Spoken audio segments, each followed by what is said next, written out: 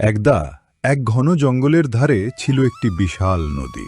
সেই নদীর গভীর জলে বাস করত এক স্থূলকায় সরল কুমির, আর ডাঙায় থাকত বুদ্ধিমান কিন্তু ধূর্ত শিয়াল।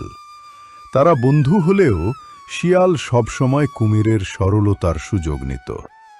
আরে বন্ধু কুমির, সারাদিন শুধু মাছ ধরে আর ডাঙায় এসে রোদ পোহাও।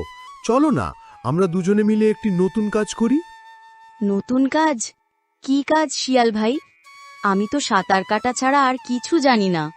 আমরা চাষবাস করব, জমিতে ফসল ফলাবো। দেখবে কত মজা। প্রথমে আমরা আলু চাষ করব। আলুর তরকারি খেতে কি যে সুস্বাদু হয়। ও চাষ, বেশ তো। তারা দুজন মিলে আলুর বীজ পুঁতল।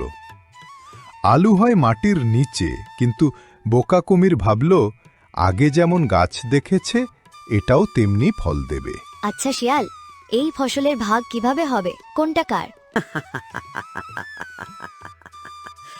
তুমি বলো কুমির, তুমি আগা নেবে নাকি গোড়া? আমি গাছের আগার দিকটা নেব। সব পাতা আর কাণ্ড আমার, আর গোড়ার দিকটা তোমার। গাছের ফল তো উপর। মাথা নেড়ে তোমার পছন্দই চূড়ান্ত বন্ধু। ঠিক আছে, তাই। নির্দিষ্ট সময়ে আলু তোলা হলো। কুমির সযত্নে সব গাছের পাতা আর কাণ্ড কেটে তার বাড়িতে নিয়ে গেল। সেখানে গিয়ে দেখল তাতে একটিও আলু নেই। ওদিকে শিয়াল মাটি খুঁড়ে পেল মিষ্টি থোকা থোকা আলু। কুমির রাগে ফোঁস ফোঁস করতে লাগল।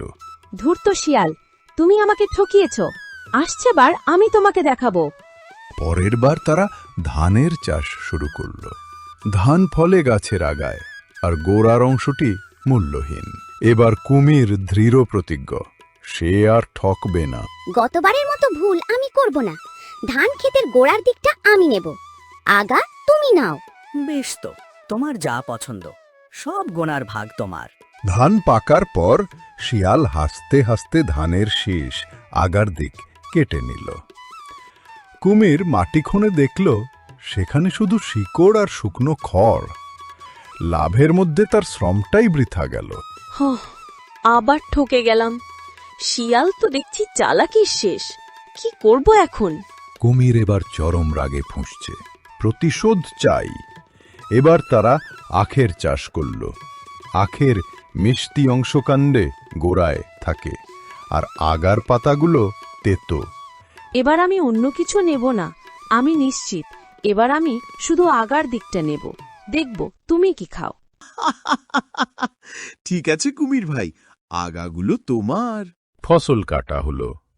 শিয়াল মিষ্টি আখের কাণ্ডগুলো কেটে গুছিয়ে নিল। কুমির আখের পাতা আর আগার অংশ চিবিয়ে দেখল তাতে একটুও মিষ্টি নেই, শুধু লোনা স্বাদ।